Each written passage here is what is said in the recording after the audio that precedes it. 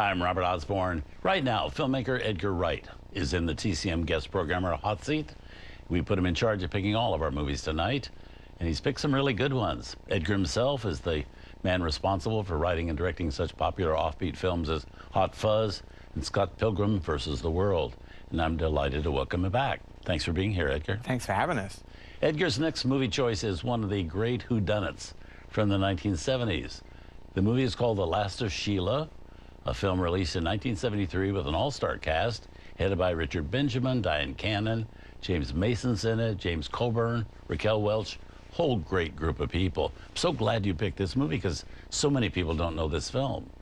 Yeah, I think I watched it late night on TV in England, and I like to, I'm aware it has a cult following, but I keep trying to introduce people to this movie. In fact, Hot Fuzz, which you just mentioned, has a murder mystery element to it, like an Agatha Christie element. And I showed Simon Pegg, the star and co-writer of that movie, this movie, and it was highly influential to us. One of the things that it's great about it is as a screenplay by Stephen Sondheim and Anthony Perkins, who never wrote another screenplay. No, who knew?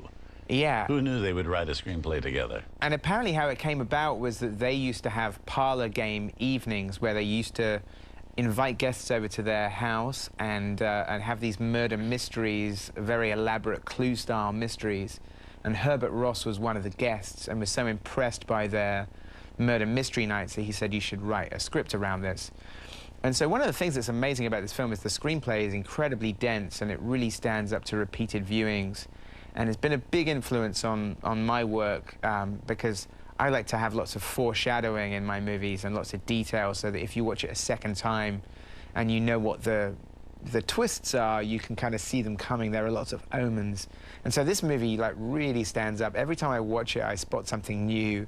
It's like excellent in terms of like sort of showing this the fates of the characters way ahead of their actual demises. Mm-hmm. It's so meticulously done. Yeah. What I love about it is the fact that you really have to pay attention. Yeah. Because there's not a wasted moment in it.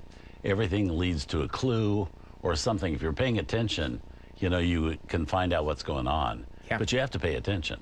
And the other interesting thing about it is the real-life people that some of the characters are sort of semi-based on. Right. Is that James Mason is essentially playing Orson Welles. Diane Cannon is playing like Super Agent Sue Mengez, who was originally offered the part, and Sue Mengez says, "Oh, I can't act. Why doesn't my client Diane Cannon should do it?" Then also Richard Benjamin is playing Tony Perkins himself, and then the other crazy one is that Raquel Welch and Ian McShane were told that they were playing Anne Margaret and her husband, but then Sondheim later said that she was actually playing herself. That Raquel Welch was playing herself, and they didn't tell her that. Right. And even her name, Alice Wood, is supposed to be like a play on words in terms of the criticism at the time that Raquel Welch couldn't act, which is not true. And the cast in it is just amazing. To have all of those actors in the same ensemble is incredible. Yeah. So there's, again, no accidents in this movie. No. Even once you know what the kind of the twists are, it's actually more fun a second or third time. Yes. So you should fits together, yes. You should record this and watch it again. Yes, indeed. Well, let's have a look. Here it is from 1973, directed by Herbert Ross, The Last of Sheila.